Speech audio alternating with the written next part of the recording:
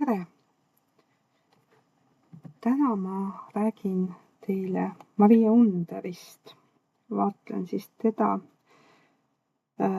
tarovõtmes, tema isiklikke tarokaarte ja edukuse koodi, kuidas see siis läbi taropeegelduse paistab.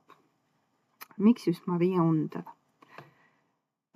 Esiteks sellepärast, et tegemist on ühe mu lemmikluuletajaga ja teiseks sellepärast, et mul on temaga kattuvus edukuse koodis üsna märkimisväärne. Meil on üks elude number, üks tervise number ja kui natukene sügavamale minna, siin videos ma seda ei analüüsi, siis ka karma number ja selle elumissiooni 3 numbrit kattusid meil 100%. Et võib-olla sellepärast tema luule mind ka kõnetab. Nii, aga mida siis temast rääkida? Alustame siis sellest, et ma ei hakka praegu kirjeldama, kuidas isiklikke tarokaarte arvutatakse. See on lihtne matemaatiline tehe. Mul on ka üks video selle kohta siin varasemalt, kui sulle huvi pakub, otsi see üles. Maria Under isiklikud tarokaardid ja ka minu isiklikud tarokaardid on siis mõõdukus ja ülempreester. See loob sellise üsna selge ja rahuliku, kuid samas väga sügava ja võimsa profiili. Mõõdukus viitab inimesele, kes otsib tasakaalu, harmooniat ja rahu. Ta ei lähe äärmustesse, vaid püüab leida kuldset keskteed. Seda siis, kui ta seesmiselt endaga tööd teeb ja püüab siis nii-öelda kõiges head näha. Kui see on naisterahva kaart, siis see sümboliseerib emotsionaalset stabiilsust või vähemalt teadlikku vajadust hoida tasakaalu. Sageli on selline inimene lepitaja rollis, kes suudab inimesi olukordi kokku viia. Ja kui te nüüd Underi peale mõtlete, siis alates Siurust oli tema see keskne kuju, kelle ümber need mehed koondusid, kes neid lepitas, kes oli justkui liim, mis sidus seda kõike. Nii et igati sobib. Mõõdukus on kannatlik ja ajas küpsev, mitte impulsiivne. Ehk siis võrdlus vein läheb ajaga paremaks, käib ka kindlasti Underi kohta, et naisena, mida vanemaks sai, seda küpsem ja huvipakkuvam oli nii tema looming kui ka isiksus. Ta ei ole külm, vastupidi. Temas on kirglikkust, aga samas ka mingisugust vormitut kontrolli, et selline nagu peenemotsioonide tasakaalustamine. Võime ühendada vastandeid, kirg, vaoshoitus, ilu, valu, isiklik, universaalne. Ja küpsus, mis tuli ajaga, jah, nagu ma ütlesin, nii loomingus kui ka temas endas. Teine kaart, ülempreester, lisab siia tugeva väärtuse, uskumuste ja traditsioonide mõõtme. See on tavaliselt inimese kaart, kellel on moraalne selgroog, kindlad põhimõtted, kindlasti huvi vaimsuse, õpetamise, juhendamise vastu, soov teha õigesti, mitte lihtsalt mugavalt. See kuulub inimesele, kes isegi siis, kui ta saab aru, et teekond on raske, aga õige valib õigesti. See ei ole lihtsalt nii-öelda luuletaja, vaid kultuuri kandja ja suunaja, rahvusliku identiteedi, keele ja esteetika hoidja võib siis tõesti Underi kohta öelda. Selline sisemine eetiline kompass on hästi paigas selle kaardiga või selline nii-öelda tunnetuslikkus, natukene nagu seda müstilist kanaldamisvõimet või sellist ettemääratust. Kui mõelda nüüd tema rollile paguluses, siis tõesti seal oli ta traditsioonide hoidja, edasiandja, ja võiks ka öelda, et vaimne õpetaja nooremale põlvkonnale. Kui nüüd kokku võtta, siis koos annavad need kaardid kuvandi naisest, kes on rahulik, tasakaalukas ja seesmiselt küps, kelle jaoks on oluline, et elu oleks kooskõlas tema väärtustega. Selline naine ei tegutse kaootiliselt, pigem mõtleb, tunneb ja siis alles liigub. Ja üsna tihti selline kombinatsioon kuulub siis inimestele, kelle käest tullakse nõu küsima. Nad on loomult toetavad ja stabiliseerivad partnerid, sõbrad, hea ärakuulaja. Aga nagu ikka, on igal kaardil ka varjukülg. Varjukülg siis ülempreestril tähendab seda, et see inimene võib muutuda liiga ettevaatlikuks või teeb otsuseid liiga aeglaselt. Võib kinni hoida vanadest uskumustest isegi siis, kui need enam ei teeni. Ja võib suruda alla oma tõelisi tundeid, et säilitada rahu ja teistele meeldida. Et see ongi see vaimse arengu etapp, et kas ta julgeb olla tema ise ja võtta vastu ühiskonna hukkamõist, sest ta ei ole nagu teised, või ta tuleb oma sellest negatiivsusest välja ja saab iseendaks. Need kaardid siis ülempreesteri mõõdukus koos viitavad sellele, et taoline inimene suudab taltsutada ka väga tugevaid tunded ja muuta need kunstiks. Et luuletamine oli Underi jaoks teraapiline ja ka kuna minu need isiklikud kaardid on täpselt samasugused, siis ka mina olen luules teraapia leidnud ja suudan siis nii-öelda oma tundeid luulest läbi, justkui läbi sõela lastes lahjendada ja muuta millekski väärtuslikumaks. Ja selline kombinatsioon kuulub inimesele, kes on siia tulnud tegema midagi suuremat kui isiklik elu ja Under kui kultuuri, keele, vaimsuse järjepidevuse hoidja seda kindlasti ka on. Kui vaadata ainult tema elulugu, kõik need keerulised suhted, kirg, dramaatika, võiks ju arvata, et tema kaart oleks palju tormilisem. Aga just mõõdukus näitab, et ta ei jäänud sellesse tormi kinni, vaid töötles selle läbi. Ja ülempreester viitab, et see töötlemine toimus tähenduse loomise ja väärtuste loomise kaudu, mitte lihtsalt emotsiooni tasandil. See kombinatsioon kirjeldab Underit kui inimest, kes ei olnud lihtsalt tundlik või andekas, vaid võimeline tõstma isikliku kogemuse millekski üldinimlikuks ja peaaegu pühaks. Vaatame nüüd tema edukuse koodi kaarte ükshaaval. Tema edukuse kood on siis 9. Mul on siin väike viga tulnud, keisrinna on number 3, ma parandan selle kohe ära. Ülempreestrinna on siis number 2, aga vaimsuse poole pealt on tal ikkagi keisrinna. Nii et edukuse kood on 93251. Tema isiksuse määrab siis ära erak. Ja erak ei ole üldse üksildane inimene. Et kui isiksuse kaardiks tuleb erak, siis see ei tähenda seda, et oleks tegemist kellegagi, kes hoiaks teistest eraldi. Pigem on see seda tüüpi inimese sümbol, kes on sisemine vaatleja, otsib iseennast seesmiselt.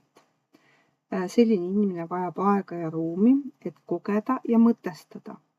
Et ta ei taha sellist intensiivset järjest emotsioonide peale voolu, vaid ta vajab aega, et see läbi seedida.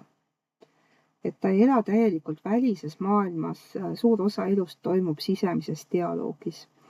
Ja tarkus ei tule tal mitte õpetamisest, vaid läbi elamisest ja refleksioonist. No Underi puhul tähendab see seda, et ta ei olnud pelgalt seltskonna inimene, kuigi ta oli väga populaarne seltskonnas ja seltskonnas ta oli alati keskpunktis. Ta oli sügavalt siis selline enda sissevaatav looja. Tema looming ei ole selline spontaanne purskamine, vaid läbitöötatud sisemine kogemus. Sellise inimese varjukülg eraku näol võiks siis olla eraldumine ja raskus teisi päriselt endale ligi lasta.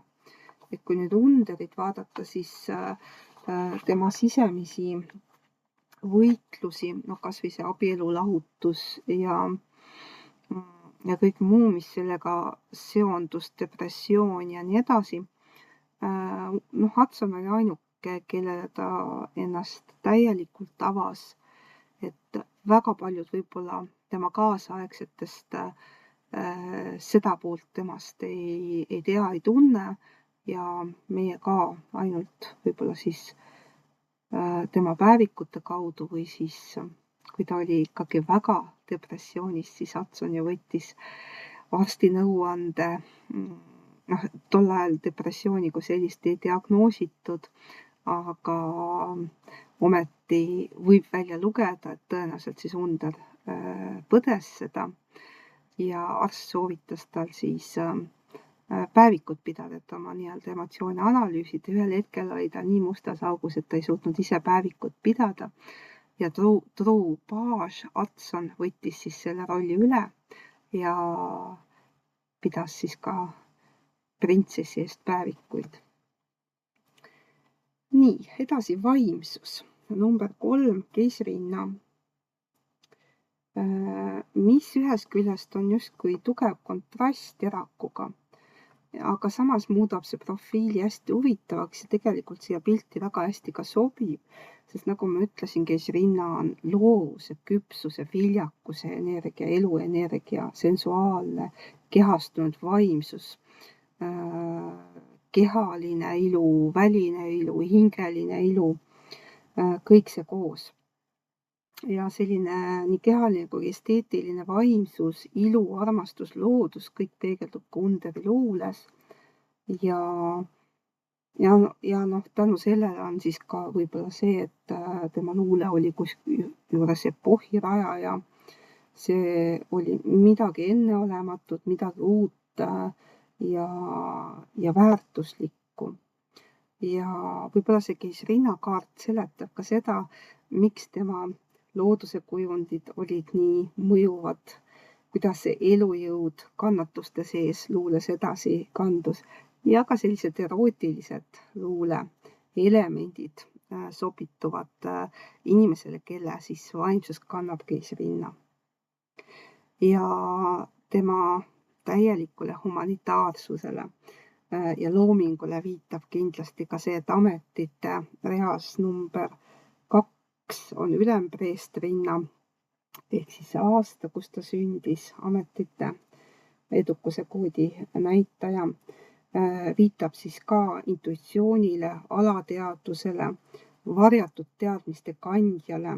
See ei ole aktiivne tegutseja, vaid vahendaja nähtamatu ja nähtava vahel. See on see, mida luule teeb. Ja tegelikult see kirjeldabki luuletajat peaaegu ideaalselt, et ta ei tee teksti jõuga, vaid kuulab ja tõlgib, töötab sümbolite, kujundite ja alateadvusega. Ja Underi puhul võiks siis öelda, et tema roll ei ole lihtsalt kirjutada, vaid vahendada midagi sügavamat ja kollektiivset kogemust jagada. Et see annab tema loomingule ajatu ja lausa müstilise kvaliteedi. Selles positsioonis ülempreestrinna varjukülg võib olla passiivsus, eemaldumine praktilisest maailmast, oma peas elamine. Eks depressiooniga seoses ka seda Underil ette tuli. Nii, elude number ja suhete kaart on siis ülempreester.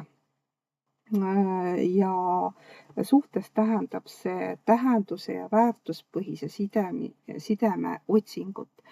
Selline inimene ei taha lihtsalt suhet, vaid tema partner peab olema temaga vaimselt samal lainepikkusel. Ta peab oskama temaga vestelda, kaasa rääkida, kaasa mõelda. Et suhted ei ole sellise inimese jaoks ainult emotsioon, vaid siis õige ja vale inimene. Igaüks partnerina ei suuda sellise inimese kõrval olla, sest 5 on ka teatav vabaduse iha, liikumise iha. Ta suudab jääda paigale ainult siis, kui talle antakse piisavalt vabadust.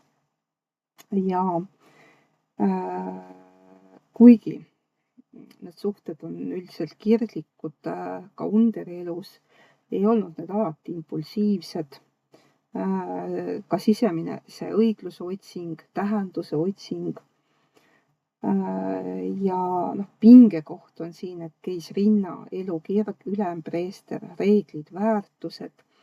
Et tegelikult on sageli tema loomingus see konflikt ka tajutav.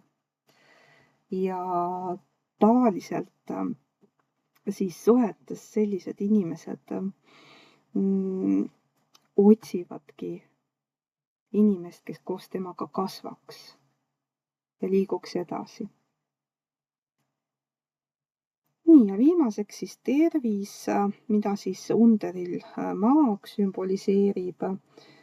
Üldiselt maag võrdub elujõuga. See on teaduse ja närvisüsteemi kaart, võime suunata energiat, mõtteid ja tähelepanu.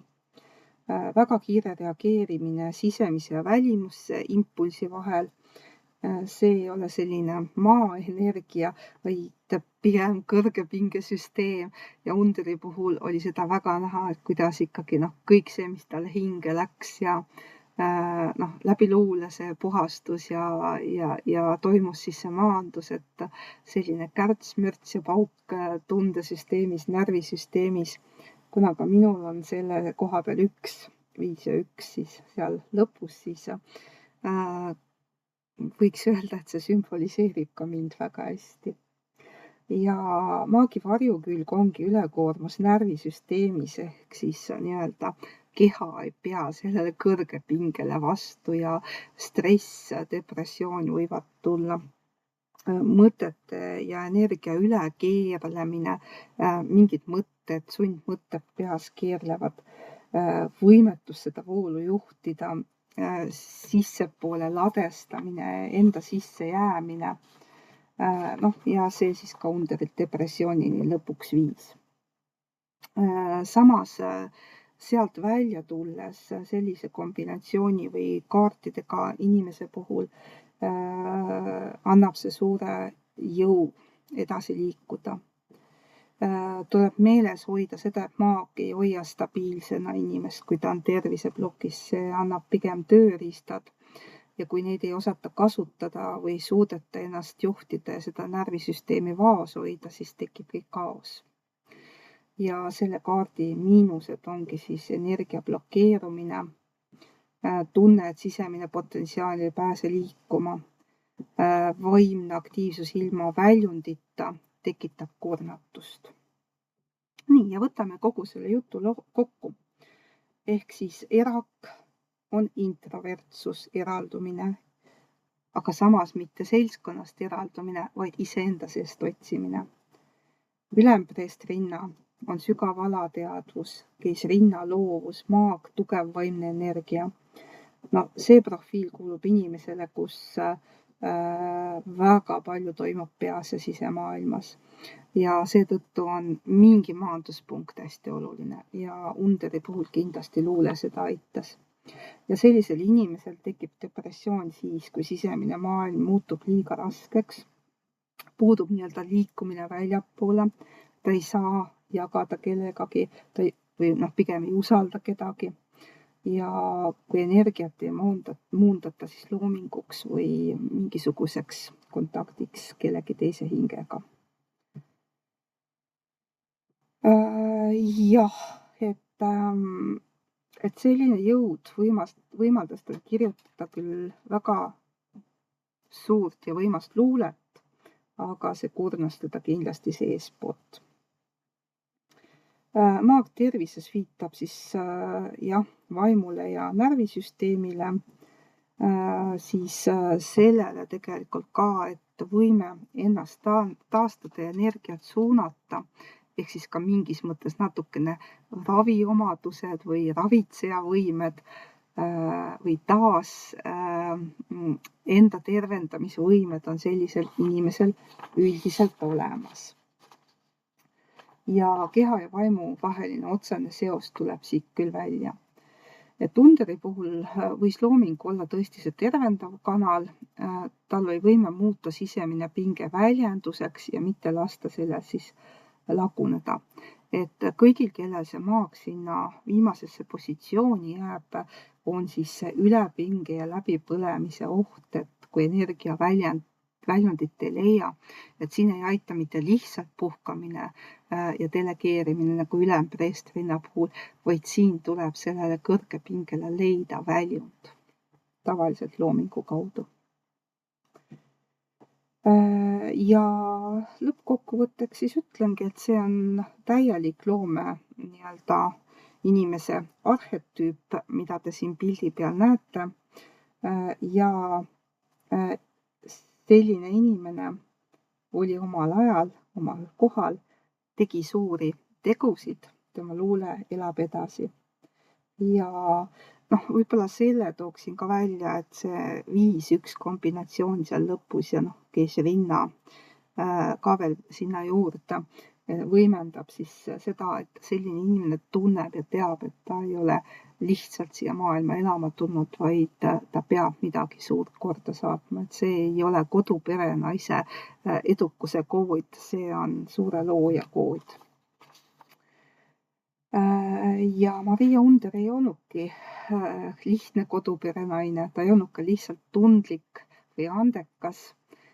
Ta oli struktureeritud loovuse kanal oma kirev vaimsuse, distsipliini koostööga. Suurepärane isiksus. Aitäh, et kuulasid ja kui sul on mulle ettepanekuid, keda ma järgmisena võiksin analüüsida, kirjuta siia alla. Nägemist järgmise korrani.